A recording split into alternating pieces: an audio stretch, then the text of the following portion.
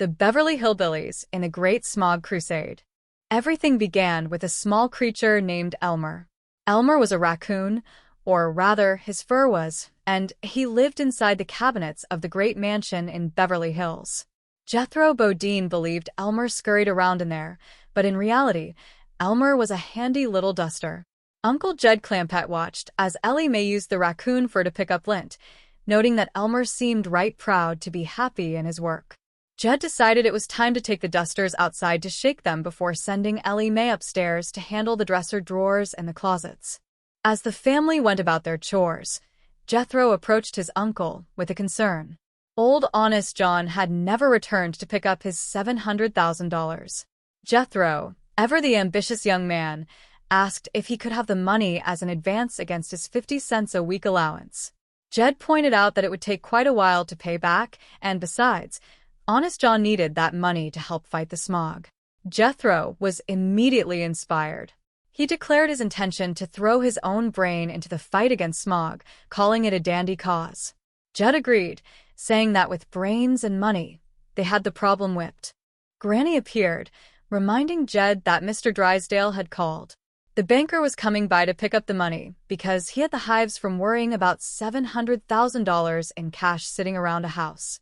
Jed stood firm, explaining that a promise is a promise and the money was for Honest John.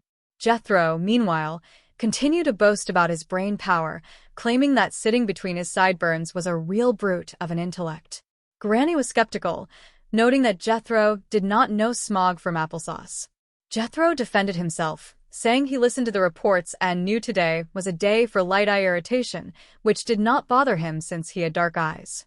Over at the Commerce Bank, Milburn Drysdale was desperate.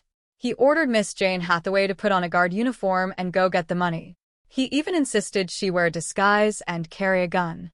When Miss Jane protested, he suggested she fire a couple of shots over Jed's head to show she meant business. She refused, but Drysdale dragged her to the mansion anyway. When they arrived, Jed recognized Miss Jane immediately, despite the uniform. Drysdale tried to claim she was a mad dog killer, but the charade fell apart. To punish her, Drysdale told her to carry out the heavy bag of money, but Jed would not allow it. Jethro was now sitting on the bag of money, refusing to move until he figured out a way to whip the smog. Drysdale tried to bribe him with food, but Jethro was on a hunger strike for science.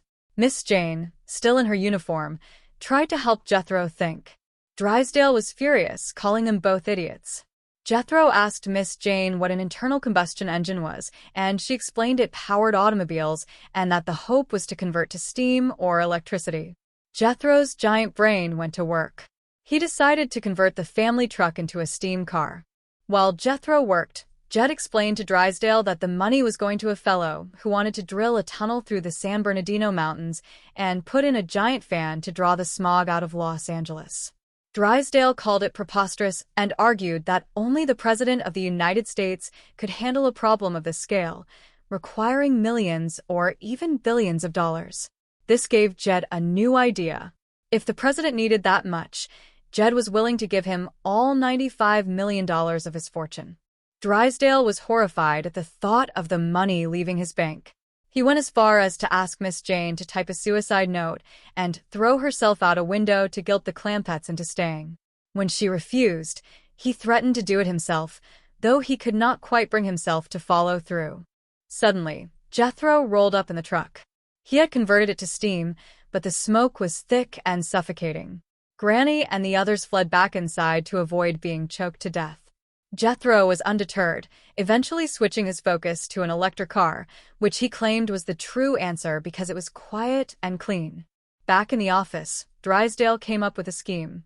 He hired Rich Little, the famous impressionist, to call the Clampett mansion and pretend to be the president. The plan worked perfectly.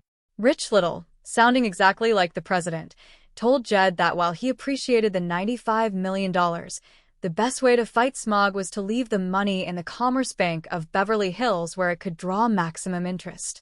He told the family not to come to Washington but to stay put and listen to the man in the white coat. Jed told the family the news. Jethro was a bit relieved because he had realized he could not find an extension cord long enough to reach Washington for his electric car. However, the plan hit a snag when a real man in a white coat, the milkman, arrived. Jethro, believing his double-knot spy training, assumed the milkman was a secret government agent delivering a covert message. He told Jed that the president actually wanted them to come after all. The family began packing in a frenzy.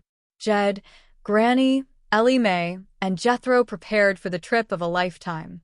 Miss Jane and Mr. Drysdale were frantic when they realized the Clampetts were gone. Drysdale tried to find Rich Little again, offering a blank check to get him to stop them, but it was too late. The Clampetts were already on a plane, heading for the capital.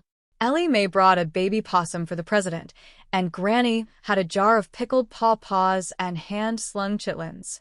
As the plane climbed higher and higher, the family looked out the window, ready to save the world from smog with their brains and their millions, leaving a very worried banker far behind in Beverly Hills.